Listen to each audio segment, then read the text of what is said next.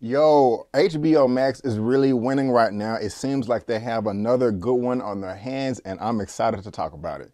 My name is Brandon Keith Avery, and this is just my opinion.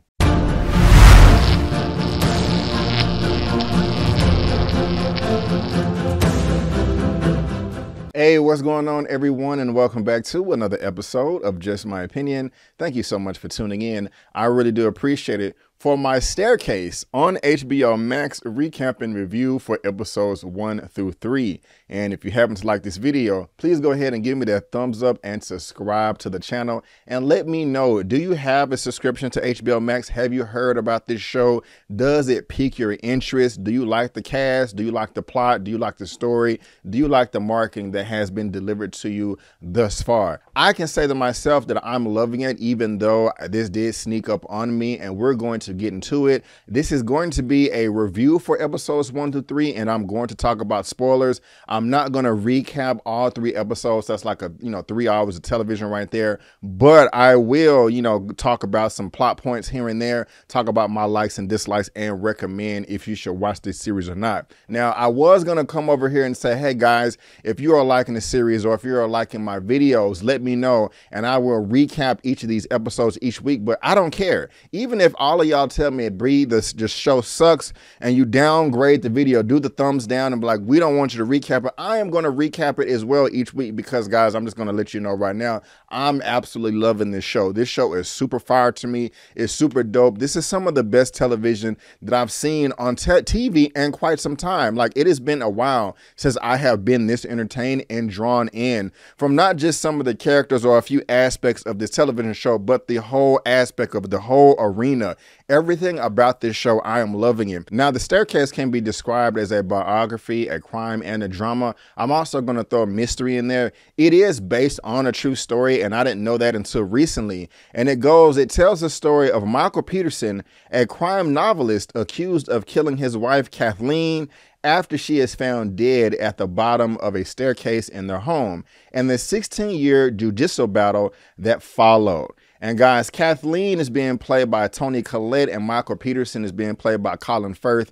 Colin Firth, if you don't know who this man is, he is the Academy Award-winning actor. He won in 2010 with The King's Speech. Very great film. If you have not seen that, you can check it out. If you look at his filmography, he was also part of A Single Man, Kingsman, and also Bridget Jones's Diary. He is a fantastic actor, and he is the perfect choice for this film, or not film, excuse me, for this television show. And when I was doing a little digging, actually, Harrison Ford was first considered for this role, but dropped out, and Colin Firth took over. I wouldn't have minded either way who took on the role. It kind of would have been funny if Harrison Ford took on this role too, because he kind of played something similar in The Fugitive in the 90s. If you haven't seen that film, please go check it out. That is a classic. But I would have laughed. I would have seen him and her talking about, it wasn't me, it was the one-armed man, part 2. But Colin Firth is knocking it out of the park. Also, Miss Toni Collette. I mean, both of these performers are just fire. Now, the director of this TV series is Antonio Campos. I've never heard of this gentleman before, but this is what he looks like right here, born in '83. If I just scroll down to his filmography, he has about 12 credits: The Devil All the Time, Homemade, The Sinner, and he did one episode of The Punisher in 2017, which debuted on Netflix as well. After the 3rd episode, because HBO Max did provide us with 3 episodes, I did kind of watch a featurette with him talking about this show, breaking down all the characters and their relationships. And I like his approach to telling this story. It seems like he knows what he's doing, even though he only has 12 credits. It seems like he's been doing this for about 50 years. And I'm really, really excited to see how he's going to tackle this true story.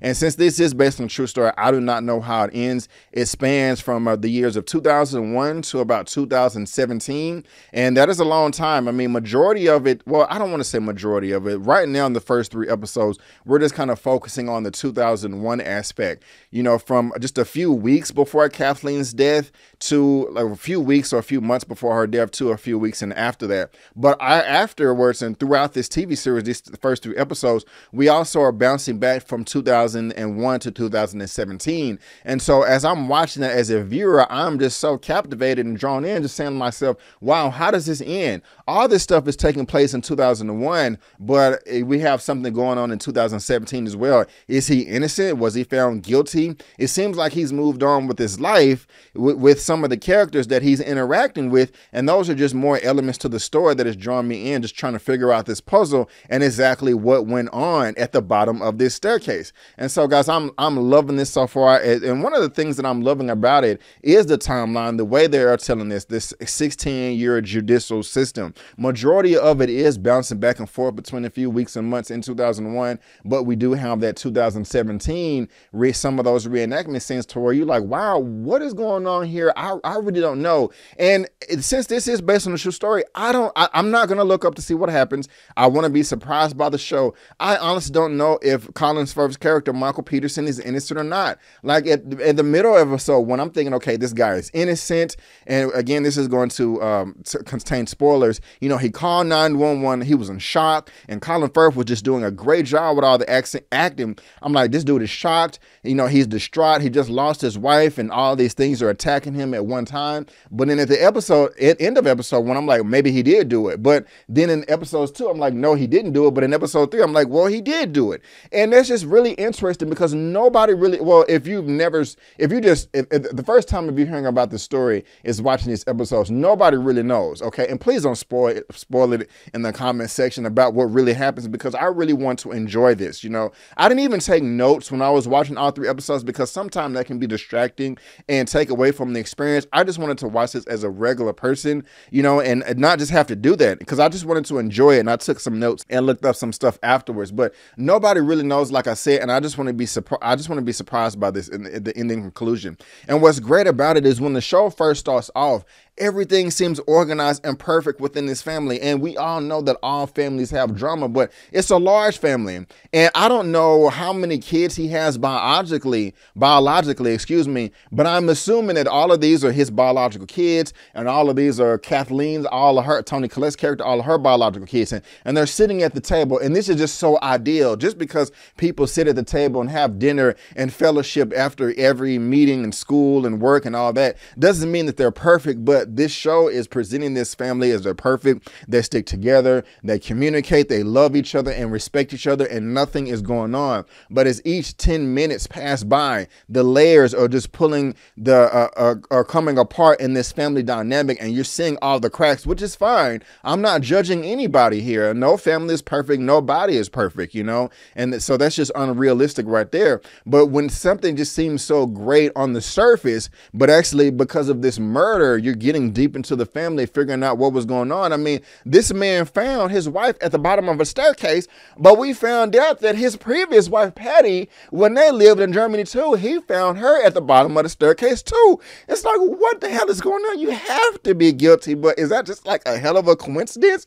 I don't know, but I'm so eager to find out, and I'm just loving the way all this is coming out. I mean, at one point, you know, it seemed like he loved his wife, and that he just gives it to her on the regular, and they're satisfied and have a healthy sex life, a great relationship. But we found out that he's bisexual, and that he has arrangements, and that he's hooking up with random men at the adult video store, then goes over to not gonna say Best Buy, to Blockbusters, and then coming home like everything is a-okay. And that's just like bizarre to me. And you know, they're doing sexual favors to each other and cunnilingus in the house, and that's fine. And the thing about it is, so many, like, I've heard a saying before, is that when parents have kids, their children do not need to know the parents' lifestyle before the kids came, you know, and that goes for everybody. Nobody chooses their parents. Nobody can control, you know, when they're here, when they go, when they come and when they go. But at the same time, I don't know my parents before I don't know the lifestyle that my mom and dad lived when they was in high school and college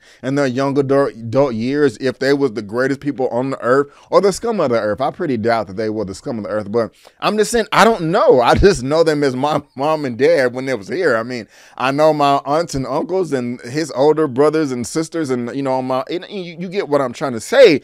And the thing is they did not know their father had this other double lifestyle. And just to see all of them take that in and be like, okay, hey, you thought you knew your dad, but you don't know your dad. I mean, he had some homosexual photos on his computer. Some of the kids are willing to accept it. him like, hey, dad is dad. You know, we still love him. Some of his other kids are like, no, this is wrong. He did mom wrong. They were married. You know, we need to talk about this. And it's like, that's just so interesting. Why do you want to talk about your parents' sex life? All I need to know is that, okay, you, mom, and dad had consensual sex, and that's what, you know, y'all procreate, and that's how I'm here. That's how I'm here. I don't need to know all the details and what dad was wearing that night and what cologne and whatever. I don't need to know all that. But one of his daughters really wants to know that. And even before I go further, it's just so interesting to me. It's like this family just seems like they're so together. You know, like they're writing notes to each other about going to college and even and doing this and that, and like the children have different relationships with the parents. Like, hey, when I was going off, you didn't write me a little note. Well, you're different, and I love you because of this, and I like you this way. And it seems like the children are willing to accept that. But then you find out later on that these not even the biological parents or children, but they still have such a great relationship. And I just love this dynamic and how they're breaking it all down. Even when they found out that Kathleen was dead, they were still able to sing happy birthday to Margaret, and the way they did that was very touching, and I loved it. And it just, none of this will work either if it wasn't for the performances. The performances across the board are just freaking phenomenal from everybody. Everybody's knocking out the park, from Toni Collette, from Colin Firth. We also have Sophie Turner here, guys. Look at this cast right here. We got Toni Collette, Sophie Turner, Michael Stahlberg, and I've seen him in a number of things before. This is a phenomenal actor right now, right here. He is the defense attorney for Michael Peterson's character, and I'm loving him. Dane DeHaan, he first popped up on the scene for me. I can't remember exactly what year it was, but it was with Michael B. Jordan for that film Chronicle, where they had superpowers, and he was also the Green Goblin in the Amazing Spider-Man franchise by Sony Pictures. And I didn't like that franchise, but I did like him as a character. And like I said, Colin Firth, we got Odessa Young playing Martha. I don't know who she is. Candace, she is the upset sister. We got Jean Xavier here as one of the French documentarians, and Todd Peterson, Patrick Schwarzenegger, is doing a great job as well. I don't know if this is Arnold Schwarzenegger's son of their relation, but I'm not going to look at it right now.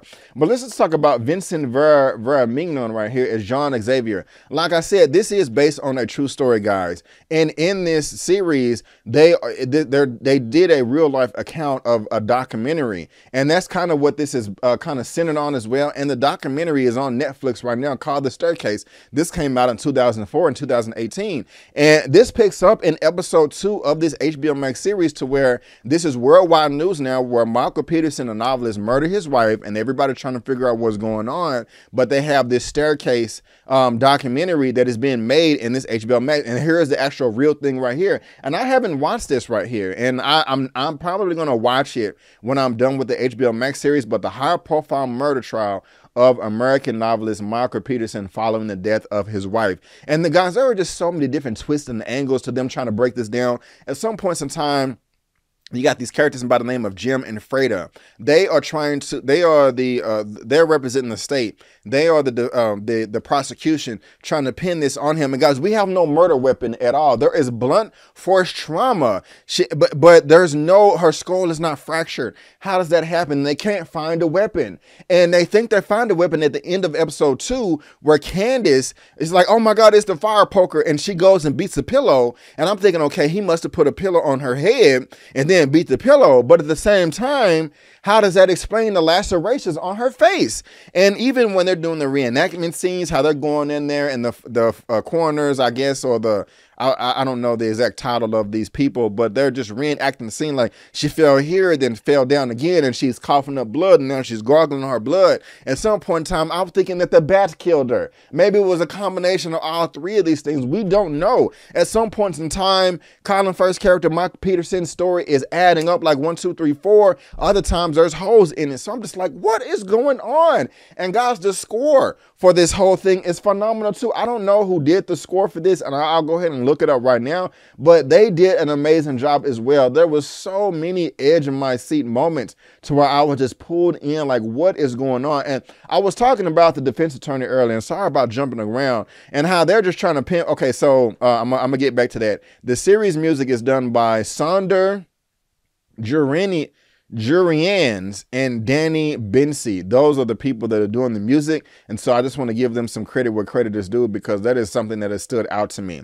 But going back to the prosecution, we have these characters by the name of Jim and Freddie. And at first, it just seems like this is just a job to them. Like they're not trying to really produce justice, that they're just trying to hit a quota, make some paychecks. Like I said, this is just a job. But, you know, because they're trying to pin it on him. Like, we don't have a murder weapon, but we have these photos from the computer, and he's been having sex, and maybe his wife called him out on it. He got mad and embarrassed and beat her up that way, you know. But that theory is not really adding up. But I like that Jim is a human being, a nice, well, this is a true story. I like that they're showing that Jim is just not like a scumbag and want to hit a quota. He's like, look, I don't want to out all these other homosexual people that Mike Peterson may or may not have slept with this other person that came out too. We don't need to out people in their personal lives, because who you sleep with is nobody's business except for the person you're sleeping with. You know what I'm saying? Or your family, because, you know, I mean, if you're married, you get what I'm trying to say. He was like, he doesn't want to out people, you know, for that. And I like him for that. You know, he's something, I know this was a true story and they didn't just make it up, but I do like that they're showcasing that right there. And then even like in episode 3, it goes to show that he was like, hey, Frida, I never told you this before, but my brothers and sisters died in a house fire when I was 13. And you can clearly see that he's messed up about it. And he's like, just crazy things happen to bad people. Sometimes people can just fall down the stairs and hit their head.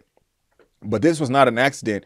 We have a murder weapon now, and also the fire poker, and also the way that the forensic team is trying to break that down and recreate the blood spatters and all that. Just the whole way this thing is just coming together, and the way that it's edited. This is a phenomenal series, guys. I mean, I wish I could be here all day to just talk about every point in this episode. And do y'all think that Michael did it? Let me know in the comment section, because at one point in time, I thought that Kathleen was a drunk. I was thinking that, hey, they was drinking at the pool. She got drunk and fell down the stairs. And guys, when they showed, when John's character, his defense attorney, not John's character, when Michael Peterson's character, what is that? What is the defense attorney's name again? Let me look it up real quick.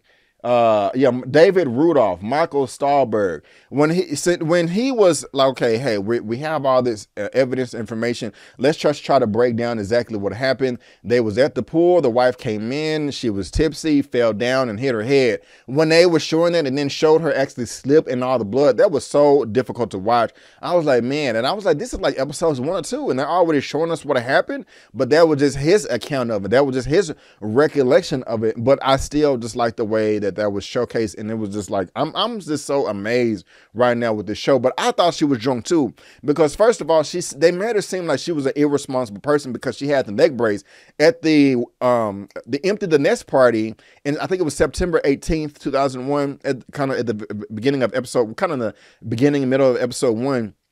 She was drunk. She was tipsy at the party and just decided to randomly dive into the pool, and she didn't come to.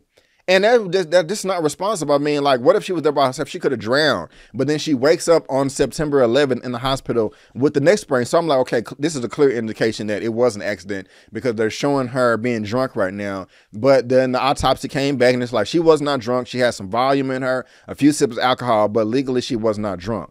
And the thing is now it seems that Michael could have murdered her, because she was an ATM to him when they was having that fundraiser at the party. You know, first of all, Michael didn't really seem like because his other Aunt Blair, which is the sister to his first wife in Germany. Not Patty. Patty was his first wife in Germany, but he didn't murder her. I'm talking about Aunt Blair was the sister to Liz, who was the biological mother to Martha and Margaret.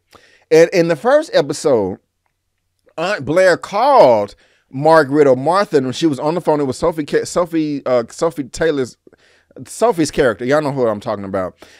She don't remember nothing about Germany because she was 2 or 1 years old, but she was just trying to be there, and she seemed like she was crazy. But now Aunt Blair seemed like she has an important piece of the puzzle, that Michael is no good, and she was like, he is a manipulator. And I'm thinking maybe he is a manipulator, because we did see, while I was thinking that Kathleen was drunk at that fundraiser at the house, well, prior before that, when Kathleen was working, and I forgot her profession, she was stressed out. She had the pearls on and all that good stuff. And I'm sorry if I'm forgetting. She was stressed out and she had all the pearls on. And the other lady was trying to come in and meet with her. But Michael called her, and they was having a conversation that they got the days mixed up with them trying to show up to Parent Day with Kathleen, I think, at the college, and also the fundraiser. And she was, you know, and Caitlin, and this is not even her daughter, was just frustrated, just like, oh, well, no, Caitlin is the daughter of biologically from Kathleen. Excuse me, there, you know, because she had her dad at the pool as well. But Caitlin was a bit mad and pissed off that Kathleen couldn't make it. And she had to go to the fundraiser for her husband. It's like, hey, you know, I can't change when the fundraiser is. And the thing is I think it was bad communication on Mike's part. And that kind of showed to me when he was laying in bed, like he was just kind of nonchalant about it. But at the fundraiser, Caitlin brought the dance company, and he was like, hey, babe, I couldn't do this without you. Thank you so much. And she was like, babe, I am tired. I am tired to my bones. And Mike kind of seems like somebody that would be bitter about that, you know? And also, she is not happy that he is not making money. He only got $10,000 for his book deal, but like, hey, they went crazy on the book end, and that will have to come later. But she is also not happy that he feels like she's manipulating him because she buttered her up with a massage and, hey, let's get a drink and have a romantic night. And then he wants to toss her salad or, you know, eat a vagina in the kitchen and be all romantic. But she's like, why are you trying to butter me up so you can ask me to bail out your kids? They're not even mine, but you need more money. Yeah, and when she called him out about that, when she was cut the knife, I know, dudes, he looked like he was bitter about that, like he was hurt, like he had some disdain, and he looked kind of evil for that half second right there. So I just don't know, guys, but this show is amazing, and I'm just cannot wait till I get into episode 4 and break it down with you guys. And it's just so interesting how seeing all of the children, how they're dealing with this differently and all the trauma that they've already been through. I mean, not Caitlin, but Martha and Margaret, they lost their biological mother and their biological father and their new stepmother. No, and 2 new stepmothers, which were Patty and Kathleen. They've lost 3 mothers, 1 father, and 1 is in jail right now. And they don't want to hear from Caitlin. And the family is broken up and split down too. The sister, Carrie, she thinks that they did it. I don't know at this point, guys, but I'm really intrigued and I cannot wait to find out more. But guys, even if y'all say, Bree, I don't want you to cover this no more, the show sucks, I'm still going to do it. I'm still going to have a great time. This show was freaking amazing and I cannot wait to dive into it. So make sure you subscribe to my channel and come back next week so I can break all this down with you guys. And reasons why you will want to subscribe to my channel, just look at this right here. I just got my Doctor Strange coverage on movie reviews, spoiler movie reviews, a weekly movie news roundup show. I'm also covering Atlanta, Moon Knight, Halo, and Young Justice, and also We Own the City. I have trailer reactions, and if I'm lucky, I may get an interview as well. But guys, that is just my opinion, and I want to thank you so much for tuning in. If you did like this video, please go ahead and give me the thumbs up and subscribe to this channel, helping me reach my next large milestone of 40,000 subscribers. But guys, again, I just want to thank you so much for tuning in. And before you go, don't forget that my name is Brandon Keith Avery, and that's just my opinion. Peace.